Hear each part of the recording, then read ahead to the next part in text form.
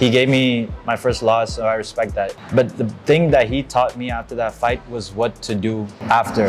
Just because you take a loss, it does not mean your career is over. Just to stay patient and trust the process. You know, take my time with the process, not rush into things, because obviously if you rush it, it's not going to work out as you wanted. Hello mga ka-Global! Welcome to another story here on the Global Filipino Magazine with its segment Kwento ng Tagumpay. At this point, we have a very special guest who's also known as a Kid Emirati, and he is a boxer, a fighter as well, and a coach. And I have here Fahad Al-Bloushi. Yes, thank you. Did I say it right? Yeah, you got it right. Thank okay. you, sir. Yeah, so thank you. You're half Filipino and half... Yes, half Filipino, half Emirati. Wow. And we're speaking about boxing here. Yeah. Your favorite sport. Yeah. But correct us and teach us and educate us that for me, it's just a basic definition of boxing as a combat sport with two people fighting with one another with these gloves. Yeah. Okay. Enlighten us with this. I mean, that's sport. when you see it from outside, it kind of looks like that. You know, two people just throwing hands at each other, fighting, and then after the fight's done, that's it, right? But no one really sees the behind the scenes because it doesn't just teach you how to throw your hand at someone else. Because I think it's more of a mental aspect that boxing can actually teach us. True. Because born and raised here, I was reckless, I was immature. I always had reckless acts growing up as a child. And then once I put on the boxing gloves, it taught me a lot about discipline. You know, respect. That's part of my questions. Yeah. But before we turn into that, let's talk about first, who is really Fahad? And I just know that you're half Filipino. Yeah. Your mom is from Iloilo. Yeah, mom was from Iloilo. And then your dad is? My dad's here from the UAE, born and raised in Dubai. Okay, how's it coming from a blended family? At first, it was a bit difficult because I had to mix in with both sides. So it was like a shift of identity. I know. At first, you know, sometimes I have to go to my dad's side, become local, be with my mom's side, and then I have to try and blend in and be more Pinoy. But it was just difficult to mix in. But then I realized, like, I have the best of both worlds. You know, the Filipino side, I love it. The community is amazing, supportive, loving, and caring. It goes same way with the Emirati community. Do you have Filipino friends? Yeah, I have actually a lot of Filipino friends. I hang around with a lot of Filipinos as well. Did you have you been to the Philippines? Yeah, a couple, actually like 3 times. I miss it so much. In Iloilo? Iloilo, Baguio, Manila, and Cebu. How did you find it?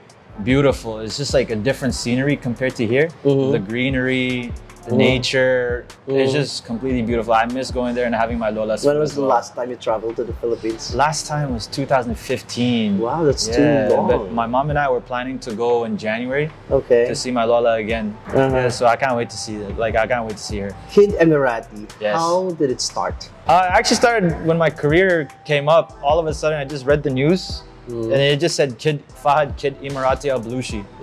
And it stuck through. I was like, you know, this is a nice nickname. Because usually whenever like I think of a nickname, it never worked out well.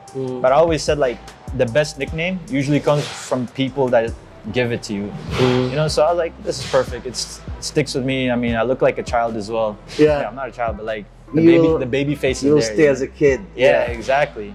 So I took that to heart because I love that nickname, and it's just gonna be with me until my career is done. Okay. So aside from boxing, what do you normally do? I coach here at Round 10 Boxing, so I'm a youth coach as well. So whatever I've learned throughout my boxing career, my boxing journey, I try to apply it to the kids as well.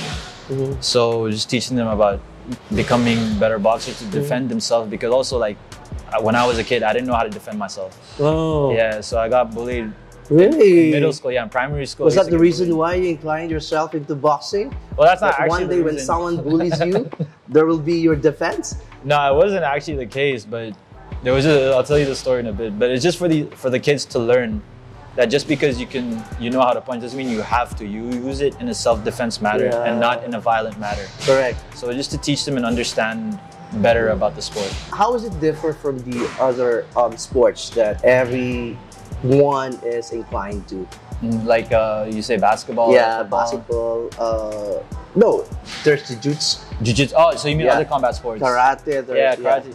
Combat sports, I mean. The only difference, like every discipline has their type of specialty. You know, but I think what makes boxing different, because they say that a lot of people call it the sweet science. the art of hitting and not getting hit. You know, so it's beauty in a sense where it's like chess, but with every mistake you make, you get hit, obviously. So it's like violent. But this is physical. Yeah, it's physical chess basically. Definitely will be hurt. Yeah, exactly. Okay. You know, but it's a sense of like adrenaline and rush. It's a weird concept where you just want to go inside and be in a boxing ring. It's that feeling of pushing yourself forward and showing yourself that you're able to do so. You know, but I don't think that should just apply in the ring. I think that should apply in life. Because if you think you're capable of doing so, then you can move on forward and go past through an obstacle. You know, and that obstacle being in that fight as well. So this is not only a pastime, because I believe that you have competed. Yeah, I've competed. Yeah, in the past for how many times? I think 4 years now I've competed professionally and I've had 12 fights. 12 fights? Yeah. How many winnings? 11 wins and 1 loss. 1 loss? Yeah. 11 wins? 11 wins. Yeah, I presume the experience, the feeling that you had. Yeah. But how about defeat? Defeat, it was gonna come one way or another. So at the moment when I first suffered my first defeat, obviously I was really down about it. Did you evaluate yourself? Yeah, like I had to evaluate myself. Yeah. Like just sitting down and just thinking about what happened. What was the reason What why? was the reason? Like what happened? What did I do wrong? Were you not focused that time? Yeah, I think I wasn't focused that time. I think I took the fight. Or what about the rehearsals? Any other activities related to before your fights? No, I think at that point my opponent was better than me. I will give him that respect, you know. He was a better opponent. He gave me my first loss, so I respect that, you know. So, but the thing that he taught me after that fight was what to do after, you know. So just because you take a loss, it does not mean your career is over. You can still learn from after that. And look what happened. That was my second fight that I lost. So what experience did you learn from this fight? Just to stay patient and trust the process. You know, take my time with the process. Not rush into things, because obviously if you rush it, it's not going to work out as you wanted.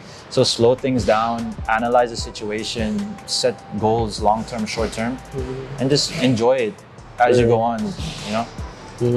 With this boxing fad, what kind of discipline do you get and you establish within yourself? Yeah, so time management. That's one thing for sure, a lot of time management. Okay. Respecting other people as well. So usually when you're outside, respect always goes out the window. But when you're here, it's crazy respect. You come, you shake hands, do your thing, work, punch each other in the face, and that's it. There's a self-respect. No, not self-respect, sorry. There's respect between two people that shared the ring. So it just taught me how to respect others, as well as respect myself, as well as to stay calm, composed. And that's it. More on with discipline, with timing, because back then I was so bad with my timetable. Really? Yeah.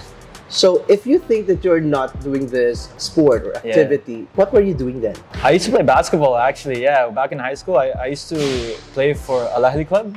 Huh? Yeah, so you know the local club Al Ahly? So now it's called Shabab Al Ahly. Okay. So I used to play basketball there. And it was off season, and all of a sudden, I just saw an ad about this boxing gym, which is here around 10 that we're sitting at. I wanted to try it for fitness at first. But then as I put the gloves on, months went on. Those months became years, and then it just took me here to a point where I love the sport so much, I'm doing it professionally. But I'm just curious, and probably our audience are curious as well. Who influenced you? Why did you get into this kind of sport? My mother, actually. Yeah. She's a big boxing fan. So I remember when we watched the movie Creed, I think that was the first time my mom and I had a proper relationship, and something we were in common with. So she supported me throughout. She's been there every fight. Even when I was in the Asian Olympic Games in 2018 in Indonesia, she flew out just to watch me fight. Really? So I'm really appreciative for the support. Yeah, your mom was the one. And every time you have a fight, you are thinking of your mom. Yeah, she's always there. Inspiration. She's always there sitting front row, you know, just to see me. And did you ever ask her how does she feel every time that you were punched and you know? I asked her, I was like, Mom, how do you take this? Yeah. She's like, it's okay.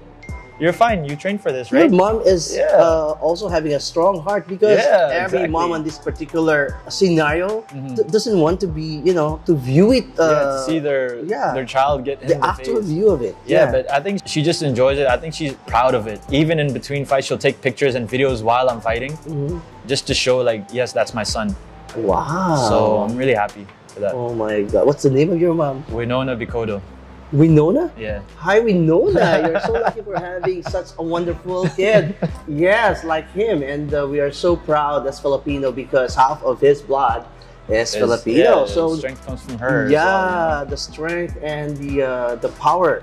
Yeah. So, what advice can you give to the aspiring Filipinos and other nationalities who are also inclined into boxing that probably they just don't have the courage? They are not that motivated to do such thing. You just have to take the first step. Just take that first step. Try the gym out, because I felt the same way. I was scared of entering the boxing gym because I thought it was too threatening. It was too scary, you know. But once I stepped in the gym, everything felt right. Yeah. You know, the coaches were great, friendly. You know, it kind of like grew up to a whole family situation with me and the coaches. Yeah. We're all like brothers here. So just try it. I'm sure you'll enjoy it. It's a big stress reliever, great exercise. You can meet a lot of friends here as well. So I feel like once you find the right boxing gym, you'll find the perfect place for you. Okay. And someone is coaching you. Yeah. In every fight that you do. And you coach other neophytes. What's the feeling of it? I remember one time when one of my students went for the fight right here. We had a fight night. I was scared.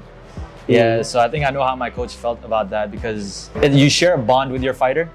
So when they go in the ring, you get scared because you want to make sure that they're doing well, but at the same time, you want to make sure that they're safe. So yeah, it's a scary feeling, but once they get their hands raised, you couldn't help but feel proud for them, relieved and proud. That's true. Okay, so who is your favorite or your idol as far as boxing is concerned? The legend himself, the Filipino man, Manny Pacquiao. Obviously, he's a big inspiration to a lot of Filipino boxers, including myself. So not just as a boxer, but as a person. You haven't met him in person, right? Never. You know, he came here He came here numerous times, but yeah, he came here a lot of times. I just never got the chance to meet him. Okay. You know, so hopefully one day, like, I hope I get to meet him. It'll be an honor. What is in Manny Pacquiao that you want to imitate, that you want to copy? I mean, I just want to have his work. I mean, you can't really say that, but I would love to have the same work ethic as he had going up to the ranks, because he worked the same way when he first started as a prospect to a world champion. I want to have that same mindset where, okay, when it's training time, it's time to go 120%. And at the same time, I want to give back to my people as a community as well over here, for the Filipinos in the UAE, for the Emiratis as well. So that's one thing for me, is just building a whole community and being there for my community. Great. So how do you call this gym? Round 10 Boxing Gym. Round 10 Boxing Gym. Where you train? Yes, where I first started. Students. Yeah, I coach students, and this is where I train. I just want to know if there are Filipino students enrolled in this gym. Yeah, actually there are some Filipino students coming here. Some of the kids, and a lot of mixed race Filipinos as well. Wow. So we have this two boys or brothers from Tanzania, and they're Filipino as well. So half Filipino, half Tanzanian. Okay. There's different nationalities as well, but we do have Filipinos. Okay. So lastly, what do you think is the formula of being successful on this field of boxing? You need to be consistent, 100%. You need to be consistent, disciplined, and make sure you just show up every single day. You know, I think that's the biggest key, is just showing up every single day, because 1% better every day is better than not getting better at all. You know, slow progress is better than no progress. So you'll see from day 1 to day 365, you're going to be a lot better than when you first started. How far do you want yourself to attain your journey as far as boxing is concerned? I really want to make a statement over here, especially here in the Middle Eastern region. I want to become the first Emirati to win a world title. So that's my dream, because that message would really show the whole region that if one person from the Middle East can do it, then why can't this person do it? So I just want to send off a message, like, if I can do it, someone who started boxing relatively late at 19 to win a world champion shows that you can do it as well. Wonderful. Why not? Okay, so we're praying for your success. Thank you so much. We are so proud that Fahad is on this stage where his journey is really an inspiration to all the Filipinos and the Emiratis. Being a kid Emirati and being on his situation right now. Bye everyone. Thanks for watching. God bless. Thank you so much. Stay safe.